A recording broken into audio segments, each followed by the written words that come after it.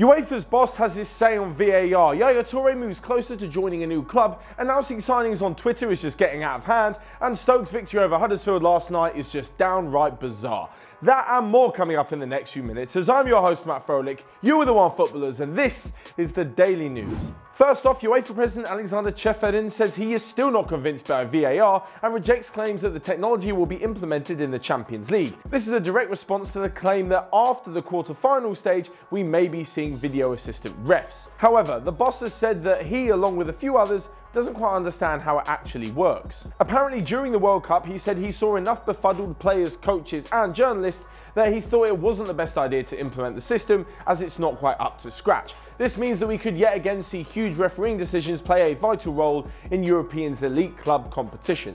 However, some good news, he did admit that he would have to introduce VAR at some point, as they're dealing with more than just a game and more than just a competition. But now on to Yaya Toure, who has a few days to find a new club, as he's a free transfer after leaving Manchester City this summer. But unlike normal transfer rumours of where someone is going, clubs are being teased along a little bit by his own agent on Twitter.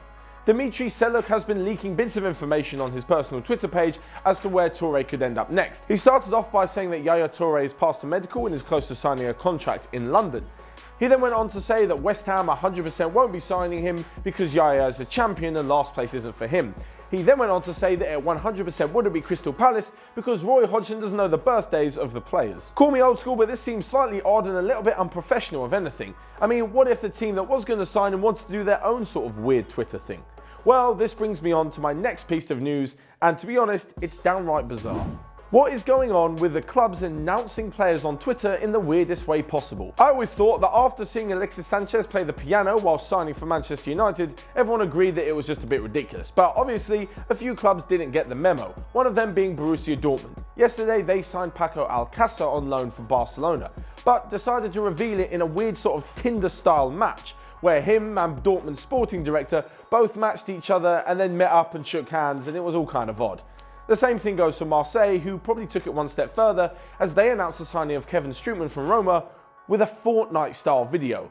Basically, it's kind of a first-player view like in Fortnite, where Strootman parachutes onto the pitch, kicks a football at someone before hopping in a golf caddy and getting taken into the press room. It's all just really weird. However, that wasn't the weirdest thing to happen yesterday, as we take a look at the Carabao Cup, which is basically a rebranding of England's League Cup. Newly relegated Stoke beat Premier League Huddersfield 2-0, but that wasn't where it got odd. It was the fact that Saido Berahino scored. The former England wonder boy managed to find the net after 2.5 years without scoring a goal.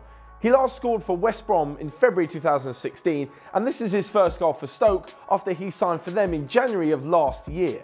But that wasn't the craziest thing to see on the night. No, it was Huddersfield new boy Leandro Bacuna scoring an own goal from 40 yards by volleying it over his own goalkeeper. If you haven't already seen it, go and watch it. It's straight up ridiculous. And when you're done with watching that, you can come back to the channel and check out all the rest of our Onefootball videos right here. So that's all from me for now. Make sure you smash the like button and leave a comment down below on all of today's daily news. And until next time, I'll see you guys later.